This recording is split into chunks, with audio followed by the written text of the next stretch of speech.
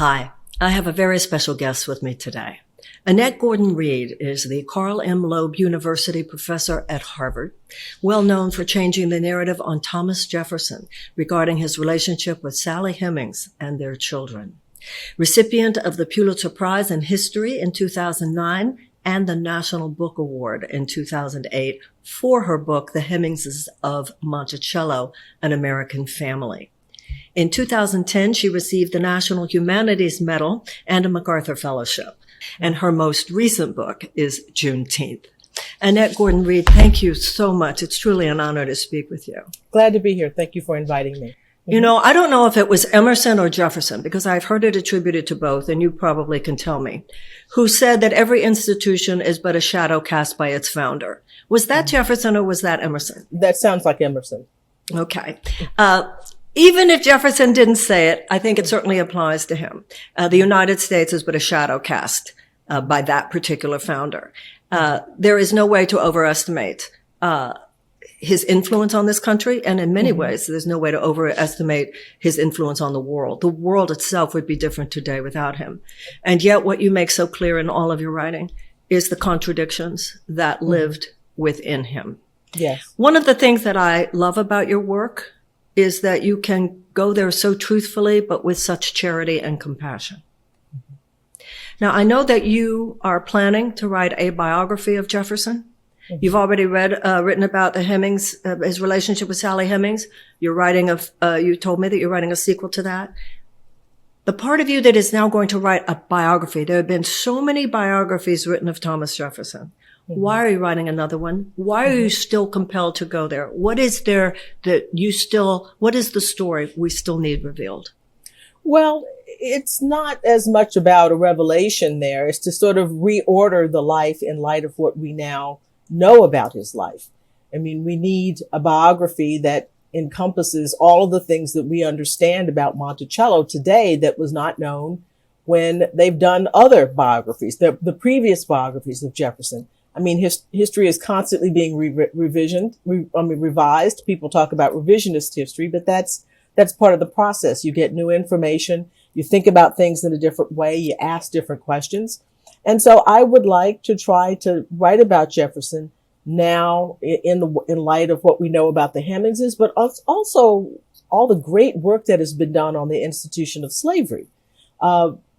Slavery has always been a part of the Jefferson story. It's in biographies, but there's been so much wonderful work that's been done on Virginia and the Chesapeake and the world that he lived in that wasn't available, that wasn't thought about, it wasn't pulled together in previous times. So I'd like to sort of bring all of that scholarship into a new understanding about Jefferson, a new telling of the story of his life. And plus, as I said, as you've mentioned here, you know, adding a woman and 4 children or 7 children, but 4 who lived to adulthood to somebody's biography is a big deal. We have to think about, we look at all of those, the stories about his grandchildren, the trips, all of those things that we think about Jefferson, you know, and these stories of his life. We have to think of it in light of these people who we now know are there and know about his connection to them. The art of biography has always fascinated me. I'm an avid reader of biographies, and there is something that happens when a woman is the biographer. Because you say that there are things that we know. The truth of the matter is they knew about Sally Hemings before as well. And you have a lot of biographies of Thomas Jefferson, and I knew men who were teachers of mine who, when I brought up the story of Sally Hemings, they just didn't want to go there. Some of this is not what they didn't know, but what they didn't want to talk about. And I think a woman, which obviously is you, bringing to bear the deeper understanding to separate this man's passion. He was so passionate about, as you've talked about, so many things. He wrote his own Bible. He wrote about botany, he wrote about agriculture, architecture, food, wine, the things he knew about. And to me, Annette, what I've always been fascinated about is his relationship to women. Yes. I mean, can we get down and talk about Jefferson and women? I mean, so let's go back to Paris, because it wasn't just Sally Hemings. It was also Maria Causeway, which I'm sure that you're going to cover. There's for me, as I'm sure for you, a almost startling modernity to Jefferson. He's like goes through time, but he never seems quite in the past.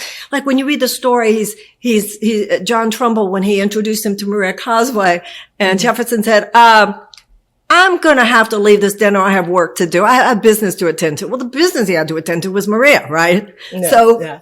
and that whole, I mean, his relationship to women is as multidimensional as everything else. Well, you're right. There is this modernity to him. He's sort of ahead of his time in lots of ways. I mean, his connection to his wife, his love for his wife is very modern. It was not just a marriage of convenience or a marriage to unite. It was a companionate love match between the two of them. And he was devastated when he died. And at times when she was ill, because she was ill often due to complications from pregnancy and childbirth, he would stay with her. And he got a lot of criticism from men who would say, you're supposed to come back to the Congress here. You've got stuff to do. You have public things to do. You're hanging out with your wife. That was seen as kind of almost unmanly to be that attentive to a spouse. And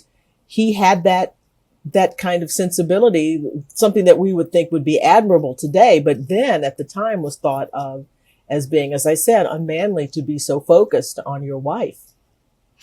And I have read in biographies that he was so inconsolable after her death that, in fact, it was, I think, Washington and Franklin and others who got together and said, "What are we going to do?" And one of them said, "Let's send him to Paris." Mm-hmm. That the whole idea of his going to Paris, maybe you could correct me if that's wrong. Madison, that was a suggestion of his friend Madison, that this would be a change of pace for him. He had been asked before, but he wouldn't go because she was ill. And see, again, that's another example of him. People at the time thought that was shirking a duty. But for him, it was a part of his duty as a husband to be there. And Madison and others got the idea that this would be, after they heard about how undone he was by all of this, that this would be a change of pace for him. And that's how he ends up accepting the commission to go to Paris.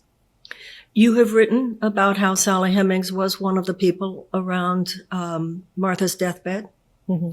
And that supposedly, I had read from you or somewhere else, that Martha supposedly gave her a souvenir, gave her a gift before she died. Mm-hmm. One of the things that you have talked about is that in ways that we almost can't comprehend now, given that they were enslaved people, these people were family to him. Yes, Sally Hemings. Family. Yes, Sally Hemings and Martha, Jefferson's wife, were half sisters. They had the same father, John Wales.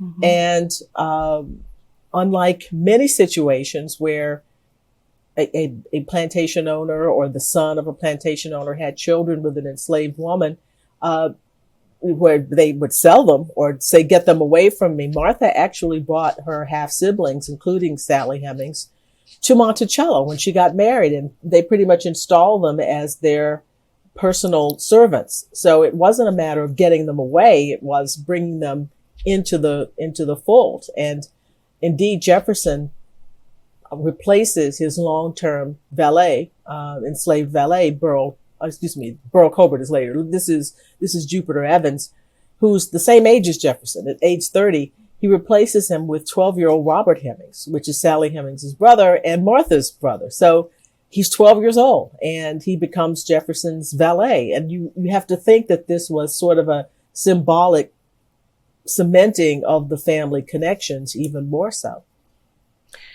Sally ends up in Paris. She's taking the little girl to Paris.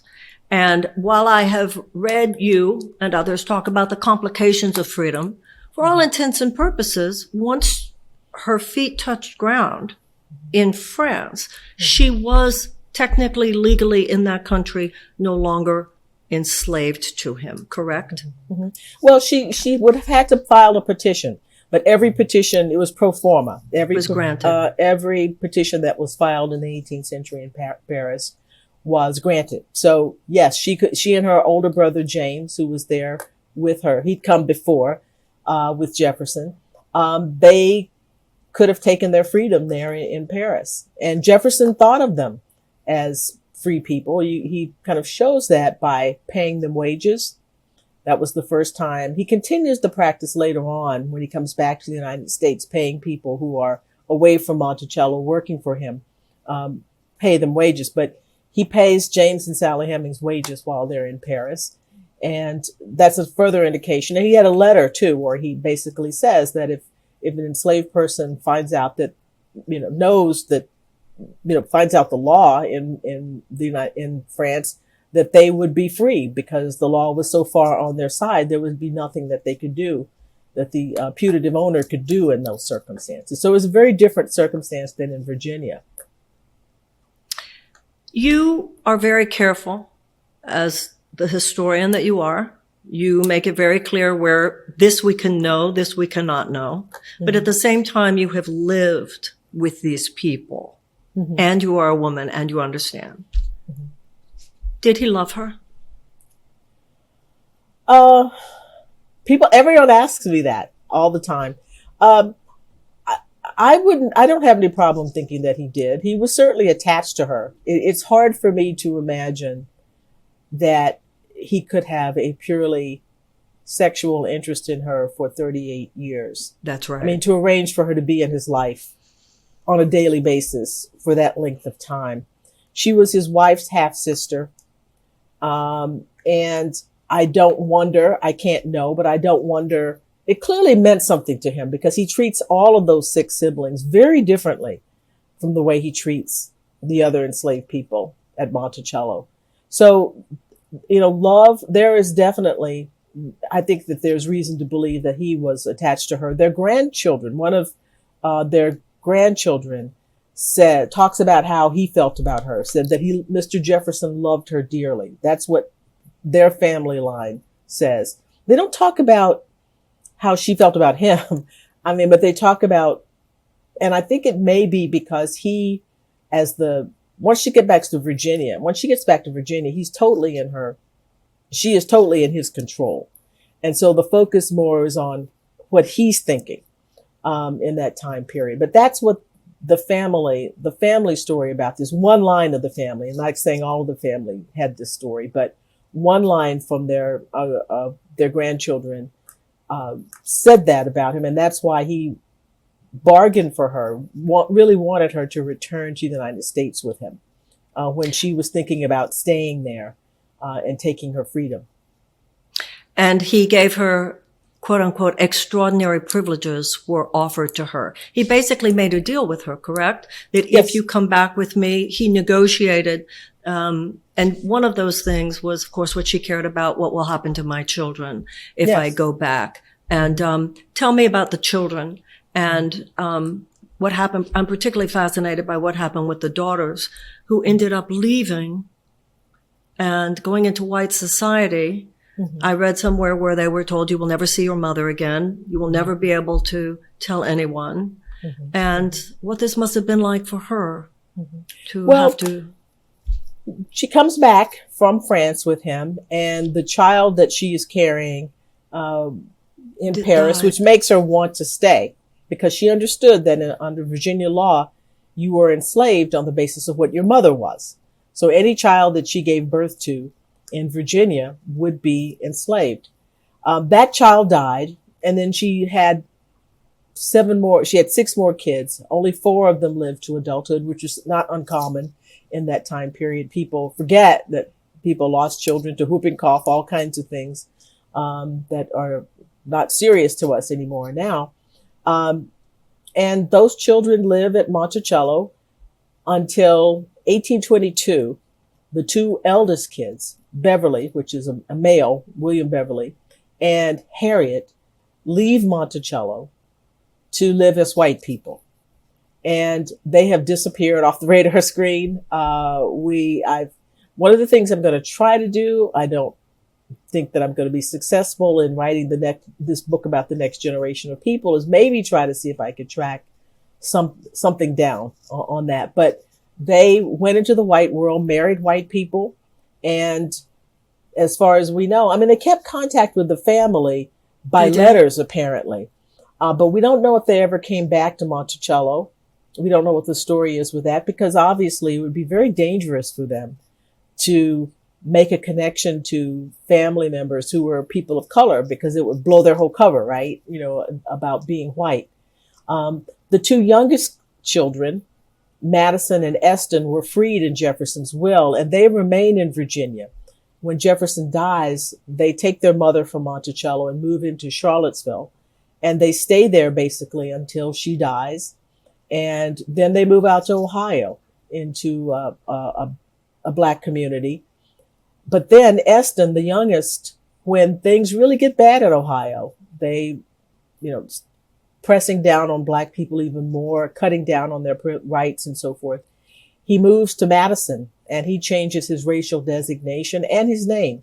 He becomes E.H., Eston Hemings Jefferson, and he changes his racial designation to white. So, yeah, so the kids are freed, but they have to, some of them leave the rest of the family to go live as white people, because you just think of how difficult it must have been, how difficult it was to be considered, African American or Black in that time period.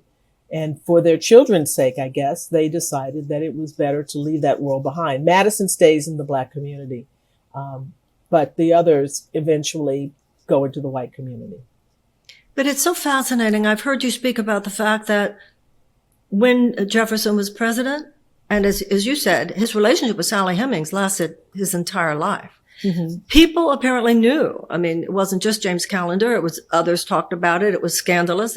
Mr. Jefferson's concubine, et cetera. And yet they reelected him president. So there was something about that time in which there was a weird almost acceptance that seems odd to us now, but was there, correct? Mm-hmm. Yes. Well, that time and other times as well. There have been other moments when people have tried to use the personal life of the president to say that this person isn't fit for office. And American people typically have not bought that. If they like other things about the person, James Callender breaks this story during Jefferson's presidency, but then Jefferson in 1803 buys Louisiana, right? And made him popular again. Yeah, just, doubles the size of the country. And people think, I don't really care about that. Right. There are these other things that he has done. And so, yeah, people wrote, songs about them, satirical songs about them. John Quincy Adams. The poetry. Poetry sort of anonymously wrote. And Jefferson knew. How's your poetry? Yeah, he knew about it. He knew that who was doing all of this. So, yeah, if you mentioned the name Sally in relationship to Jefferson, people knew who you were talking about. Well, obviously, his relationship with Sally Hemings displays a profound contradiction within him. The hypocrisy of the fact that he was a slave owner, while he, I think, did clearly love her. And, of course, this was also the author of the Declaration of Independence. So there was no greater contradiction than his relationship to the institution of slavery. This is a man who both owned slaves and said famously, "I tremble for my country when I consider God is just and that his justice will not sleep forever." Mm-hmm. Mm-hmm. Where do you think, sometimes we have two parts of the brain. We have many parts of the brain, but sometimes you can know something with one part of the brain and just live in some other part. I heard you in one interview say something I appreciated, which is, we can look at him now and say, what a hypocrite. And you say people will look at us one day and say, what a hypocrites we are, that we're driving around in cars when we know the planet is burning. Yes, but you also say every generation asks a different kind of question. Mm-hmm. Every generation does a different kind of, it's almost today like we're in a period of profound reckoning, and nothing more so than with the institution of slavery and with race, not only in the past, but in the present. Where do you see Jefferson's behavior, Jefferson's words, and Jefferson's life as core to what we're dealing with now in terms of race and racial justice? Well, the whole question of how Black people fit, African American people fit into the American polity. That is still, for some people, evidently an open question. There's some uncertainty about that, even though the 14th Amendment, the Civil War amendments make it plain that a new birth of freedom was created and Blacks are citizens of this country. for Jefferson, it was a tough question because he didn't think, well, first place, African Americans were not supposed to be here. The slave trade was a radical injustice. It should not have taken place. But what we fault him for, the things that we understand, is that after, centuries being here, African Americans belong here. You shouldn't have punished people because their ancestors. Your ancestors have been here longer than my ancestors have been here. Yeah, so it's been a while, and so this question of where Black people fit, how they fit into the polity, and that's Jefferson's conundrum. That's the thing that he talks about or thinks about when he's writing on these subjects, is there from the beginning, and we're still talking about this today. So he's up and down, as you know. There was a period of time. He's always been a controversial figure, but in the 19th century.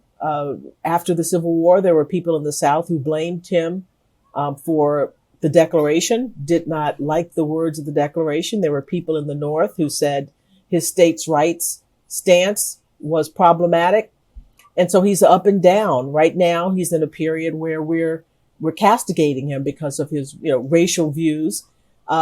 His views on religion, however, are, to my mind, a saving grace for him, are very important, and something that we will probably focus upon even more in the future. So, as you said, there's so many aspects of him that people fixate on different parts at different moments in the country's history. But right now, because we're talking about race, it's a difficult time for him.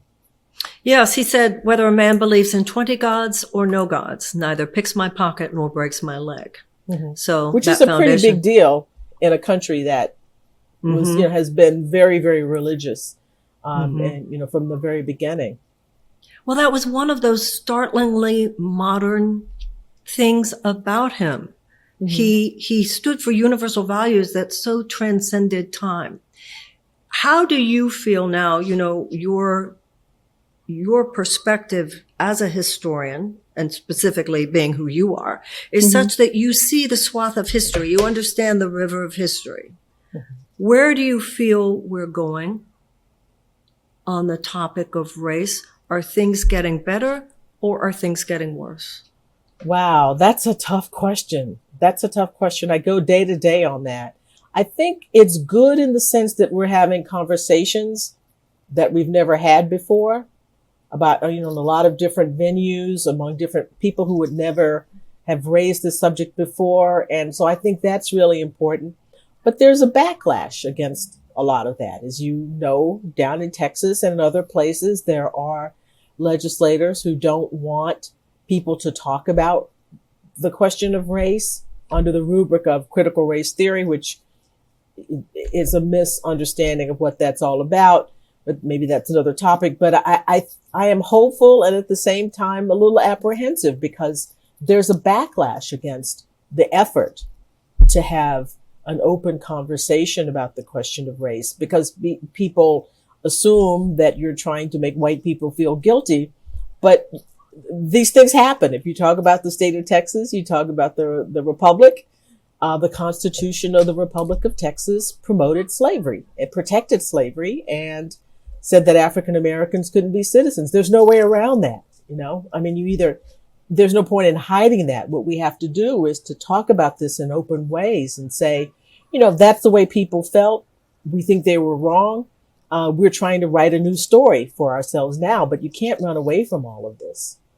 Well, one of the things that you say in Juneteenth is the fact that you love someone doesn't mean that you're not going to be clear-eyed about their faults. I mean, sometimes it's a requirement of love to look deeply, and that's how I feel about the country. There's a difference between taking blame and taking responsibility.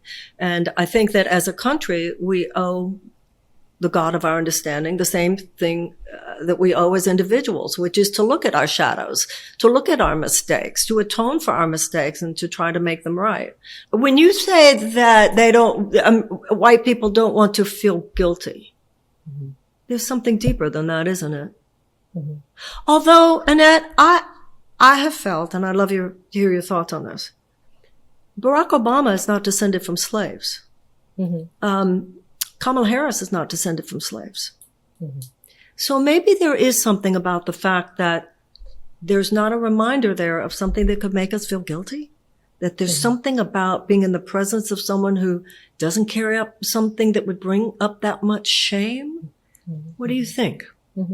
Well, I mentioned the thing about guilt is because that's what people who have complained about, who sort of support these laws say, that talking about race is a way of making white children feel bad about being white, which I think is, to my mind, a non sequitur, because I remember someone was talking about or complaining about the book about Ruby Bridges, the first Black girl the girl who integrated schools in New Orleans, and her story.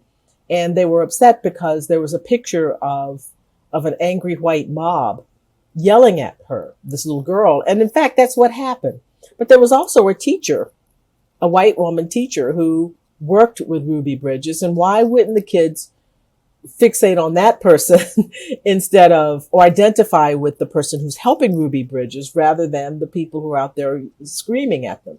So I do think that there's, people it might be easier to look at an Obama or other people and not feel guilty because that you see them as not being a part of that legacy of slavery.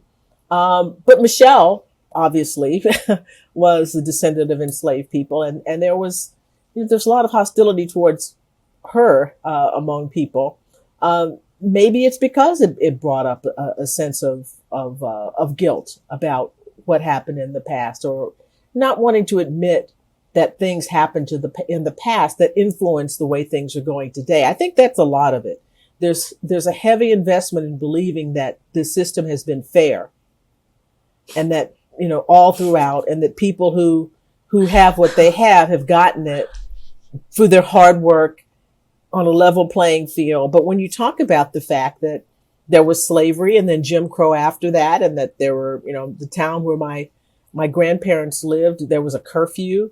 Black people had to be indoors by a certain point. If you talk about those kinds of things, you realize it hasn't been close to a level playing field. Nothing close. And so it is a sense of guilt that you may have gotten some things through privilege that was unearned, that was gotten because of your skin color. I think in any situation also there are extremes, and we can, like I heard Megyn Kelly talking on Bill Maher about how her 6-year-old was taught you're a white supremacist. I understand somebody saying my 6-year-old should not be loaded with the title of, but then people grab onto that. I would agree that too. Yeah, I agree with that. I agree with that. What do you say to people who say to you, oh, you're a professor at Harvard. System hasn't done wrong by you. What about you? What do you say to that? Well, I'm one person. You can't, there are exceptions to all kinds of rules. I was fortunate to have the parents that I had, to be in the circumstances that I was in, but it shouldn't be like that. You shouldn't think of one or two people as proving the rule about something, or suggesting that this society has been fair all along, because it certainly hasn't been.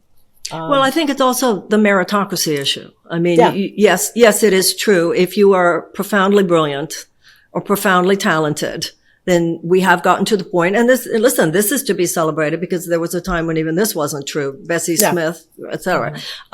So it is true now. Had no appointment at any. Absolutely. Was never. So it is true that if you were talented enough, smart enough, et cetera, Magic Perry, Annette-Gordon Reed, Oprah Winfrey, you can make it, but someone should not have to be extraordinarily talented or brilliant to be able to have dignity and fairness and justice in America. Or to be lucky, to have luck. That's right. It's a difference between, a flower growing up through concrete and a flower bed. What you want to cultivate as many people as possible from all races to allow people to reach their potential. And that hasn't happened in the United States for many years with Jim Crow. And after it ends, I mean, the Voting Rights Act is 1965. I mean, we haven't been a country, a de jure, equal country for very long at all. Now, we're not talking about de facto, but just by law, it hasn't been for a long time. So how do you think that we get rid of all that stuff in this short amount of time? And we're going backwards. I mean, if you look at something like the Voting Rights Act, it's been gutted. So history doesn't always move forward. Sometimes it's 2 steps forward, 1 step back. And that's what goes to the question that we were talking about before. Are we really doing better? Because when you look at things like mass incarceration, voter suppression, now voter nullification, who knows what's going to happen? You've been very generous with your time, and I'm so grateful to you. I have one last question for you. If a white person says to you, what's the one thing that we could do as individuals that you think would help move all of this forward, what would it be? I think to talk to one another. I think white people have to challenge one another when they see people or hear people or know of people doing things that don't improve, that are take us backwards and tell us instead of taking us forward. I think Black people cannot and should not be in the position of trying to convince white people that we are human beings. That's demeaning. It's not our role. But I do think you have to challenge one another. That's how things have progressed in the United States, with whether it's the abolitionists, the civil rights movement, white people who were willing to stand up to one another and say this is wrong. And they are the people who helped to make a difference, working with Black people, but certainly talking to people in ways that we can't.